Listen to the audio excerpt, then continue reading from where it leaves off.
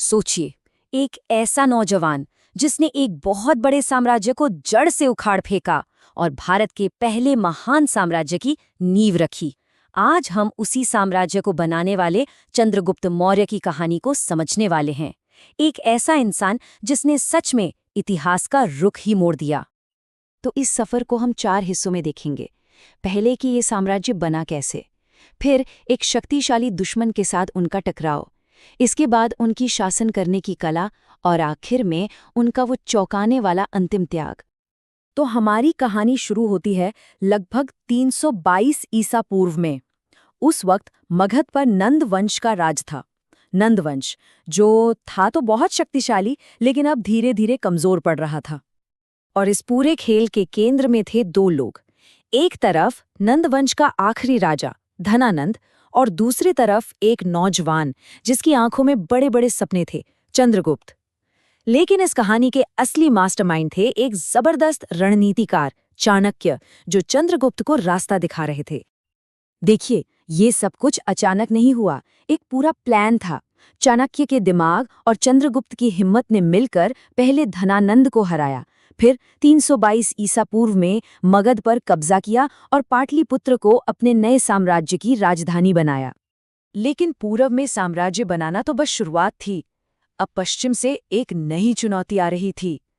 अब चंद्रगुप्त का सामना सिकंदर महान के एक बहुत ही शक्तिशाली जनरल से होने वाला था। 305 ईसा पूर्व के आसपास सेल्यूकस निकेटर के साथ जो लड़ाई हुई, वो मौर्य साम्राज्य का पहला बड़ा इम्तिहान था। ये सिर्फ एक जंग नहीं थी, ये एक ऐसा मोड़ था जिसने हिंदुस्तान के भविष्य की दिशा तय कर दी। और लड़ाई के बाद जो संधि हुई, वो तो एक कूटनीतिक मास्टर स्ट्रोक था। चंद्रगुप्त को न सिर्फ अफगानिस्तान और बलूचिस्तान के बड़े इलाके मिले, बल्कि उन्होंने सेल्यूकस की बेटी हेलेना से शादी भी की।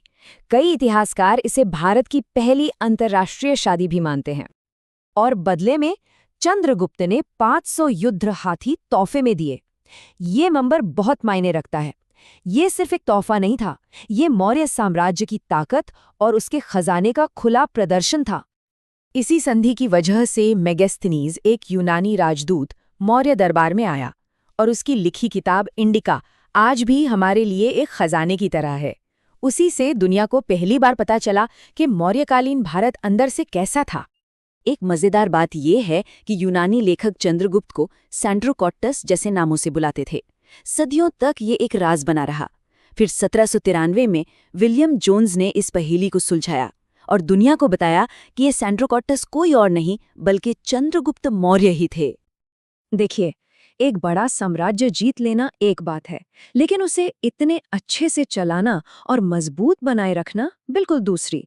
और इस विशाल सिस्टम के आर्किटेक्ट एक बार फिर चाणक्य ही थे। चाणक्य का लिखा मशहूर ग्रंथ अर्थशास्त्र मौर्य प्रशासन का ब्लूप्रिंट बना।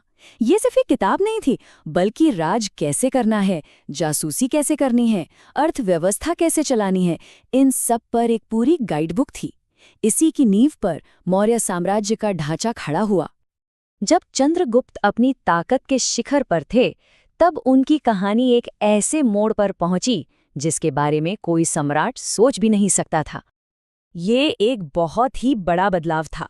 जिस सम्राट ने पूरी दुनिया जीती, वो अब जैन संत भद्रबाहु के मार्गदर्शन में एक तपस्वी का जीवन अपना रहा था। और उन्होंने अपने जीवन का अंत करने के लिए सल्लेघना की कठोर जैन प्रतिज्ञा चुनी। इसमें मोक्ष पाने के लिए अपनी इच्छा से उपवास करके प्राण त्यागे जाते हैं। ये अंतिम त्याग उन्होंने आज के कर्नाटक के श्रवणबेलगोला में किया।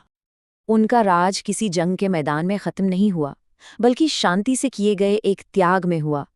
उन्होंने अपना सिंहासन अपने बेटे बिंदुसार को सौंप दिया और खुद एक बिल्कुल अलग सफर पर निकल पड़े। और ये हमें एक बहुत गहरे सवाल के साथ छोड़ जाता है कि उस सम्राट की असली विरासत क्या है, जो पहले सब कुछ जीतता है और फिर आखिर में सब कुछ त्याग देता है।